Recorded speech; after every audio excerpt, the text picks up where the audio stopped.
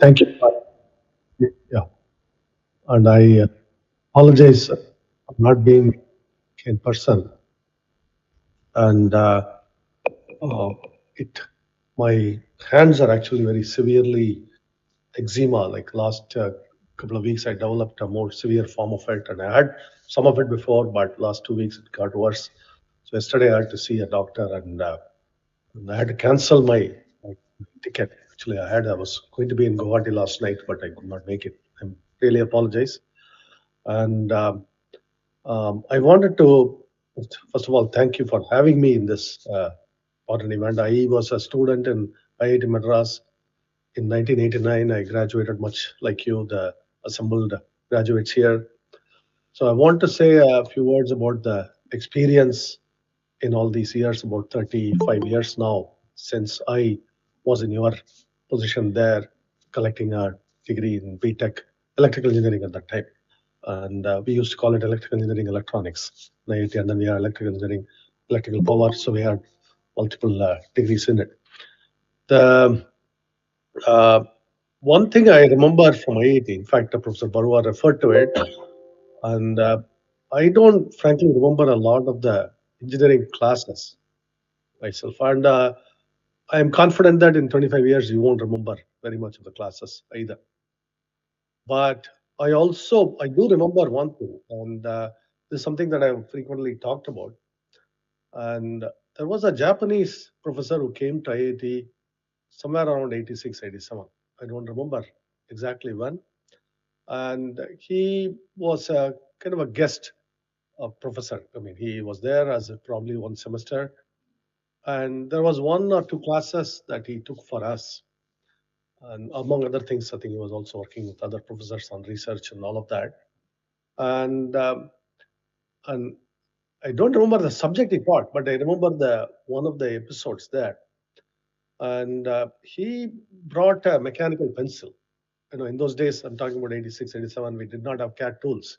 We still would draw the engineering drawing, all of that. Now, of course, you have all the CAD tools, all that, right?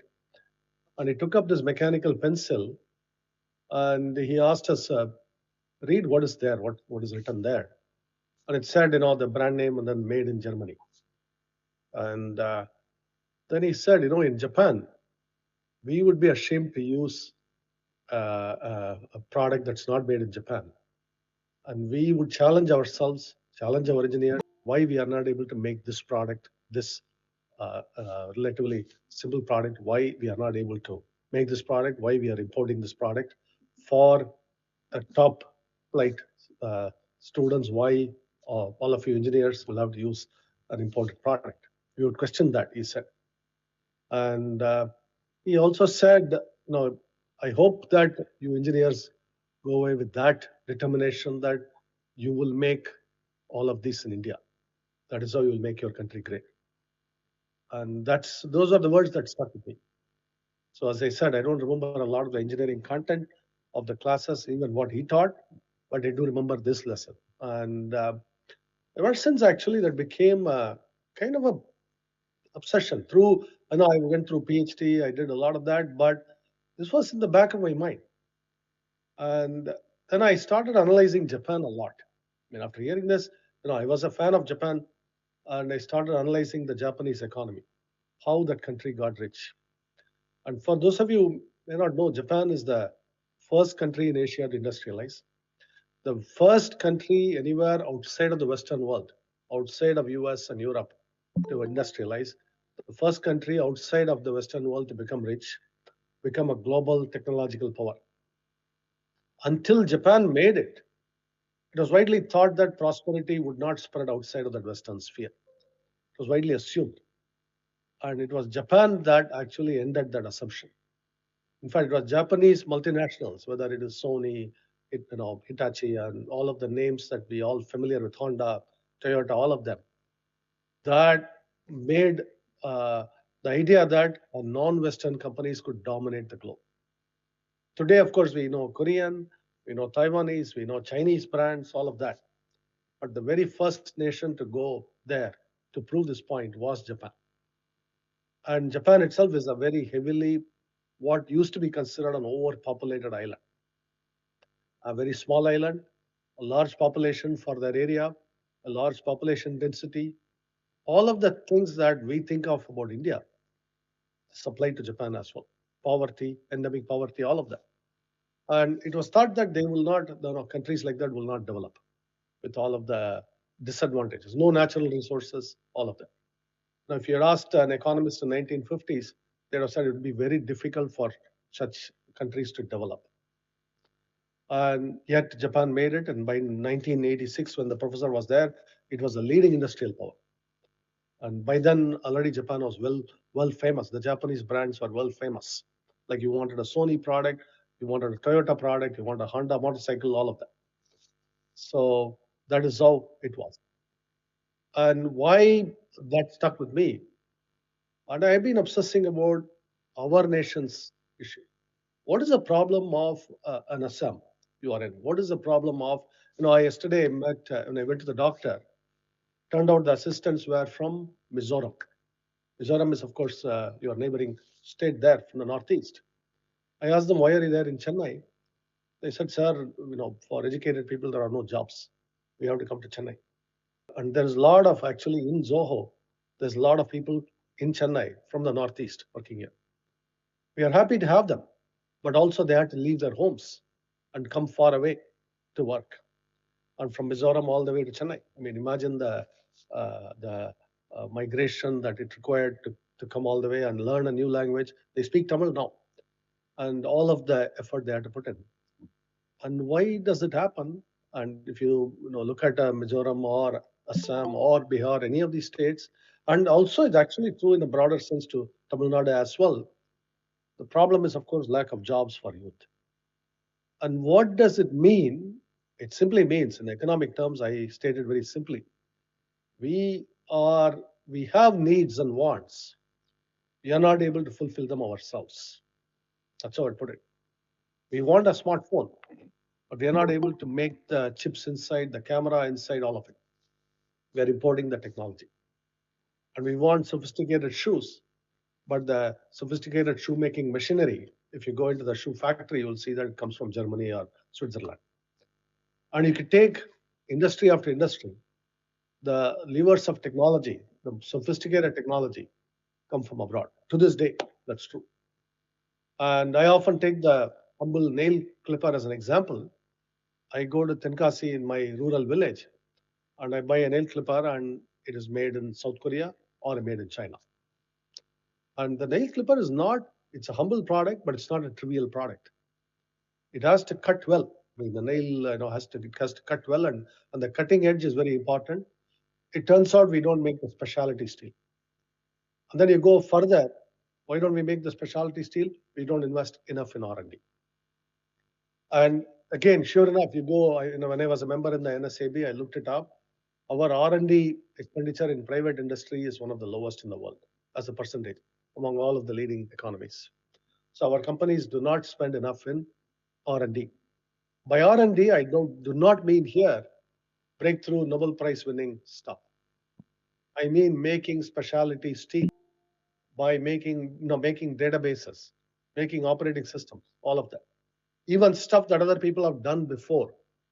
To reinvent it is R&D. The reason is they are not telling you how to build it. Nobody is coming and teaching us how to build an operating system. We have to figure it out. There may be a lot of open source material, but we still have to do the hard work. And there may be like secret recipes in an Apple they won't share, right? Similarly, this meeting software, we are on it, Zoho has some meeting software. There's a lot of secret sauce that goes into making the video, audio work perfectly. Those are not documented anywhere. Those cannot be taught in classrooms. You have to learn by doing it. These are the things I discovered by studying Japan, being 25, 30 years in the industry now, that this is the R&D we really need to invest in. And that R&D is fundamental to creating jobs. And right now we are doing it in our rural district called Tenkasi, about 650 kilometers from Chennai. Deeply rural district. Typically, all of our youth migrate away or stay jobless, one of the two, or are very underemployed. They may get a 6,000 rupee job, but they're really effectively underemployed. They want a better job, There are no better jobs in the region. So either they have to migrate to a Chennai or Bangalore or Dubai or Singapore or wherever, or they accept a poorer job. That's just the way it is today. And to create those jobs, I'll link it to the R&D. And the R&D is what enables us to, for example, why we talk about textile belt in Tirupur near Coimbatore. It's a textile hub in Tamil Nadu. A lot of textile mills are there, spinning mills, and then um, weaving, and then the garmenting, all of that. So there's multiple processes involved. You convert cotton into yarn, then yarn into fabric, fabric into the clothes we buy. All those factories are there. And you talk to the businessmen there, the industrialists, they'll tell you their leading problem is their labor costs are too high. They're not able to compete with Bangladesh. And so sure enough, the industry is a lot of the industry is leaving. Garmenting is leaving Tirupur to go to Bangladesh. Then I tell them, why don't we go to our own poorer regions both within Tamil Nadu, poorer regions across India, where our labor costs are still low. And so some of the businesses are doing that. They cannot, the labor costs in Tirupur are too high, so they are going to Madhya Pradesh, they're going to some other states now. But I asked them more fundamentally, where is all the machinery coming from? And you'll realize that if you go to a textile mill, all of the machinery is coming from Japan or Germany or Switzerland. Most of it. Occasionally these days, some Chinese machines, about 80 to 90% of the machinery is not domestically made.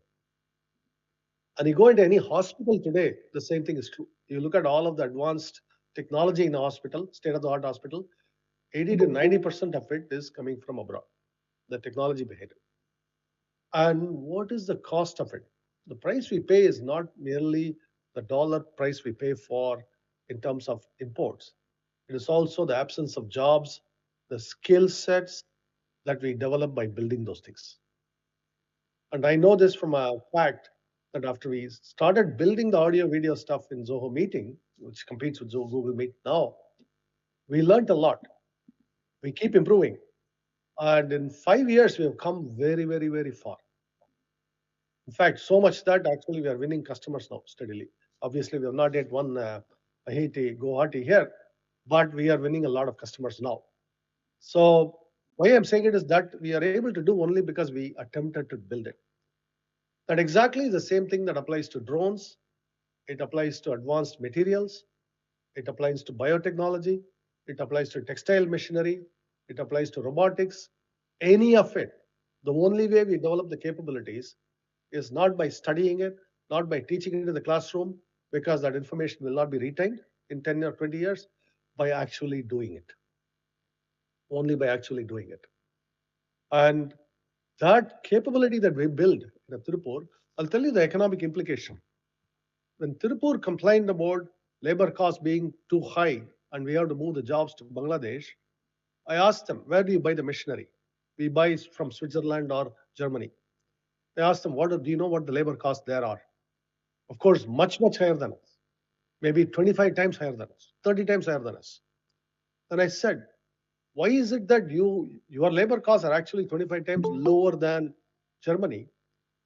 Why does Germany not have to worry about you?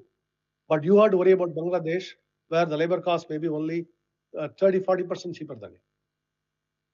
In other words, Germany is 25 times bigger in terms of labor costs, and yet they don't have to worry about our Indian labor costs in their competition.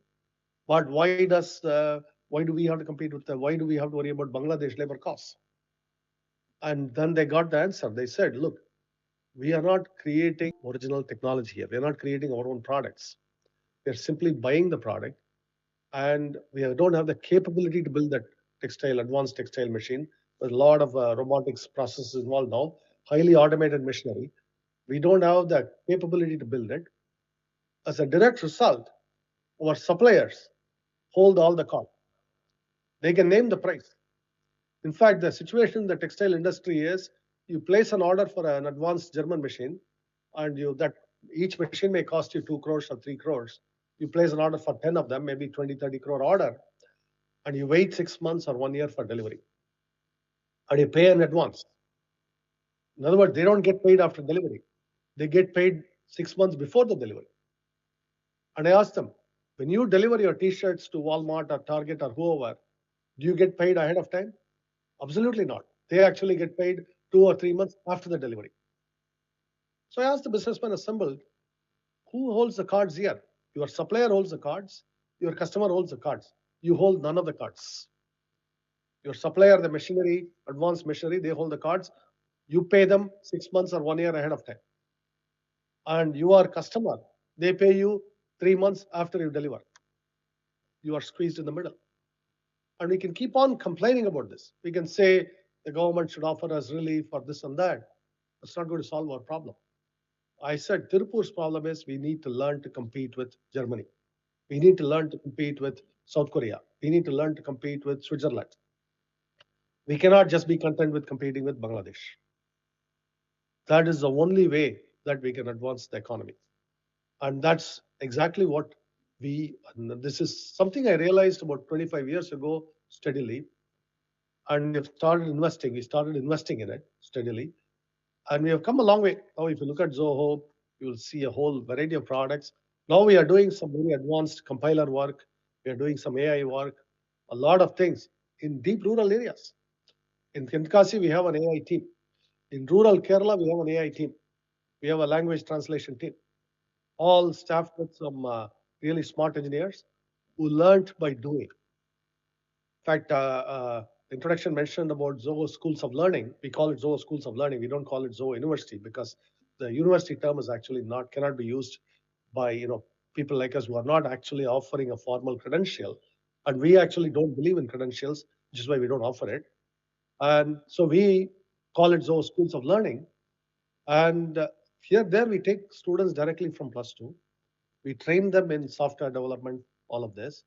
And I'm happy to report today, some of those youngsters are working on state-of-the-art compiler design, database work, all of that, after merely only about 2 or 3 years on it. And that, as IIT students will understand, because you actually have a lot of energy at 19 or 20. You can work, infinite hours. And if I made you work on some compiler design, you will do it. It's just all the courses and the grades actually sometimes get in the way, as you know. And that's why we abolished all the grades. We have no grades in our Zoho Schools of Learning. We just build projects. We just build stuff. We build software. And that's exactly the technique we are using for our hardware division as well now. Go build these tools. And we will evaluate you on the projects. Keep building. That's how we have been doing it. And that proved to be a much more hands-on education. And the lessons stay with you for life. Because once having built a compiler, having built an audio system, a video system, face the problems, those lessons stay with you. This we have to get on in rural India, in Assam, in Bihar, in Madhya Pradesh, everywhere. This we have to get on. That's the only way our nation can achieve its true potential. Now I'll come to your role as IIT students, what you can do. Part of our nation's problem too is that the smartest talent is not staying in our shores. Often the smartest talent is leaving. And of course, from the talent perspective, as an individual student, your perspective is, hey, I get the best opportunities in Germany or wherever. That is right. But I also tell you, if smartest talent is leaving, that place can never develop. And that is true for both, even at a state level. It is true at a district level. It is true at a village level. If my village cannot retain the smartest kids born here, that village will stay stagnant, decline, maybe one day disappear from the map altogether, as many, many villages do. So, which means that part of a lot of if you love your state, you love your language, you love your people, you have to stay there to serve. And part of how we are enabling it is we are trying to bring this technology driven development, jobs, and income to that region. And for every job that we create in Tenkasi in compiler design, there are 10, 20, 25 other jobs created in the local economy for auto rickshaw drivers, for restaurant workers, for shopping mall workers, and the like. Because the income that we bring, high velocity money, I call it, that gets diffused through the community.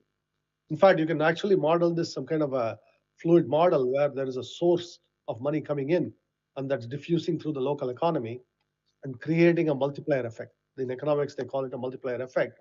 You can visibly see that wherever we are now, that the regions where we entered were depressed in poverty before, and now there is a kind of a visible prosperity you can see around.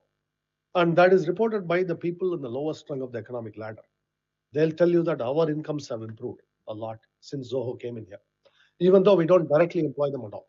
Construction workers benefited, and the auto rickshaw drivers benefited. In Tenkasi train station, railway station, the auto rickshaw drivers tell you that we get more customers now after Zoho came because there's a lot more people coming and going to Zoho. So that is how all of the community's income lifts up. But the key is that compiler developer. And the compiler developer makes very good income. But that income, the AI developer makes very good income. But that income, where does it stay? Is it diffusing through the local economy? That's very important. Which is why I appeal to you as talent to consider staying in India, contributing to our nation's progress. And this is how Japan developed. This is how Taiwan developed. This is how South Korea developed. This is how China developed. And I'm going to finally finish with one thing. Often we borrow the Silicon Valley model. I spent a lot of time in Silicon Valley, so I understood the model. Silicon Valley model does not apply to us in India. And I'll tell you exactly why. In Silicon Valley, if a new company is formed, OpenAI, take OpenAI, the latest company, the latest hot sensation. If OpenAI wants an engineer from Kerala, one from Thailand, one from Iran, one from Kenya, one from Mexico, in about approximately a month, those engineers will be there in Silicon Valley for them. They simply specialize in assembling the talent from anywhere in the world. That easy facility does not apply to anybody else in the world. Bangalore cannot hope to get such talent, nor can Bangkok, nor can Guwahati. Nobody can afford to get that kind of talent that Silicon Valley is able to command by simply, in other words, Silicon Valley is like a sports franchise that's able to buy the best team from anywhere else in the world and put it there. That development model is not how Taiwan developed. That's not how Japan developed. That's not how Korea developed. That's not how China developed. China is developed almost entirely by the Chinese. South Korea developed by South Koreans. Taiwan by Taiwanese. So, and I submit to you that if we have to develop, we have to use our own domestic talent, for which we have to retain the talent. And that talent retention, creating that industry, is why all these institutions are formed. Why IIT exists in Guwahati? So that Assam can benefit, Meghalaya can benefit, all of the surrounding region can benefit. And I hope that we fulfill the mission. And that requires a lot of me to think through this, your own actions, and think long term. Maybe in 5 years, what you will do, I don't know. But at least in 10 years, 15 years, keep that homeland in mind. That's all I have to say. Thank you very much. I wish you all the best. I wish you all the success in your career. Thank you. Namaste.